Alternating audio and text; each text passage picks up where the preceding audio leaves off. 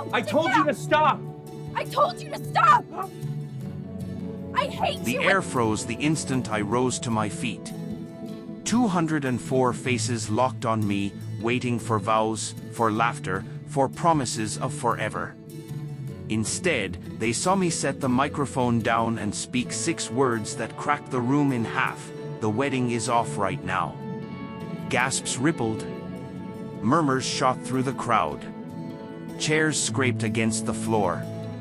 Behind me, my fiancé gave an awkward laugh, thinking this was some dramatic stunt. But I wasn't joking. I was finished. Because minutes earlier, I had heard it. His parents, my almost in-laws, leaning toward a guest, bitterness dripping from their voices.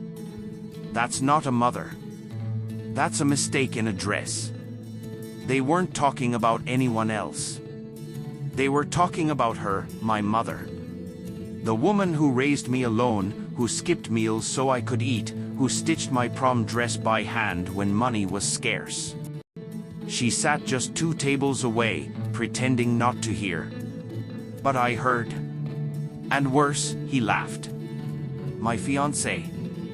The man who promised to protect me, to honor my family like his own.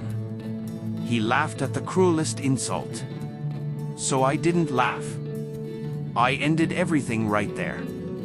I'd met him 3 years earlier. He was witty, attentive, quick with words. He claimed to admire my resilience, how I'd built a life without a safety net. I believed him. I wanted to believe him. But looking back, the signs were already there.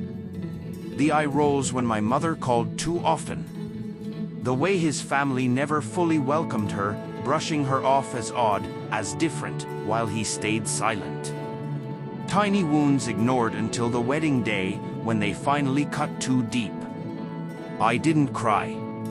I didn't beg. I didn't scream. While his family scrambled in embarrassment, color climbing their necks, while guests whispered in shock, I stayed steady. I helped my mother rise, walked her out with my head unbowed, and let the chaos swallow them instead. That night, as their calls flooded in, I didn't pick up. I planned. Because revenge, I had learned, isn't about wild flames. It's about surgical strikes. And their weakness was obvious as glass, their reputation. His father, a businessman adored for his speeches about family values. His mother, a charity host who flaunted polished photos of a flawless household. My ex, up for a partnership, selling the image of stability.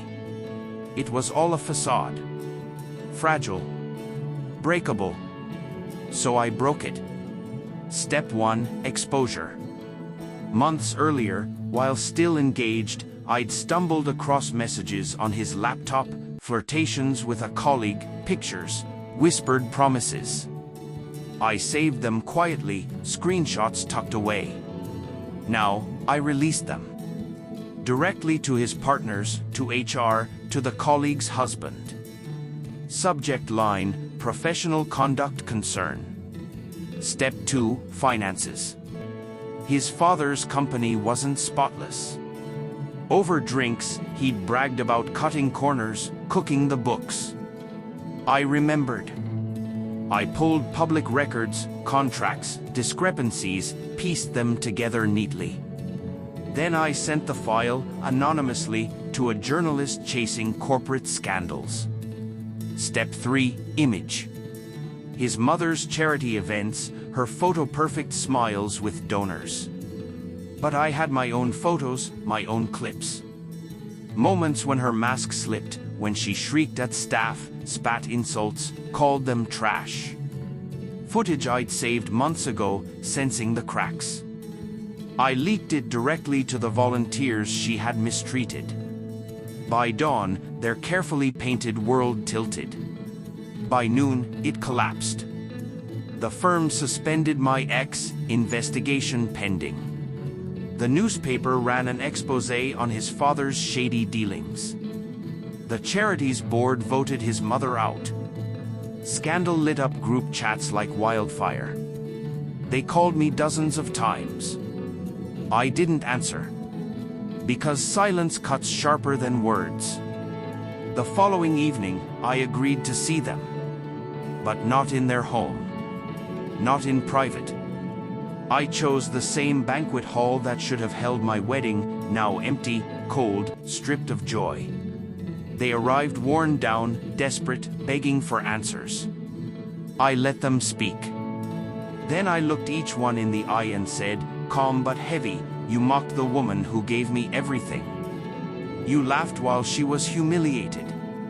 And you thought I would become part of your family? No. I don't join cruelty. I bury it. His father sputtered about forgiveness. His mother wept about her ruined reputation. And my ex, he stared like he was seeing a stranger. Because the woman he believed was quiet, pliable, desperate, had teeth. I leaned forward, my voice low and cutting. Consider this balance restored. You took her dignity in front of 204 people. I took your legacies in front of the world. They had no reply. I walked out, leaving them in that hollow hall. The same place I'd once dreamed of saying vows now held only their ruin. The next morning, I made breakfast for my mother. She tried to apologize, saying she was the cause of all this. I stopped her. No, Mom. You weren't the cause. You were the reason. The reason I finally saw them for who they were. And the reason I chose myself. She smiled through tears, tears not of shame this time, but of release. People ask if I regret it. If I regret demolishing a family's reputation, their future, their legacy. I don't. Because revenge was never about destruction. It was about protection. About defending what mattered. And the moment they dared to call my mother a mistake, that was the moment I became their reckoning.